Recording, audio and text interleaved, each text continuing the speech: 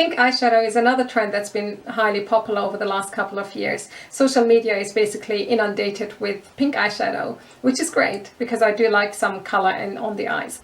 However, the problem that I have with it is that we often see the same shade being applied on any skin tone, whether it's on the makeup artist herself or himself, or on their clients or on their models.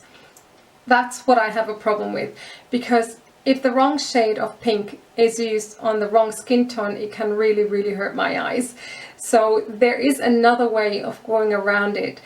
What I decided to do today is I'm going to create two looks. One half of my face is basically going to be done as you often see on social media, and the other side of my face will be the way I would do it on someone that has my skin tone and darker base. I will also do the cheeks and the lips because often these two are forgotten. I basically like that the whole face is married nicely together, so it all goes together, nothing clashes with each other. If you find this is something that interests you, please keep watching and consider subscribing and like my channel. Have a look at my other videos as well, where I have lots of makeup tips that work in the real life, not just behind the lens.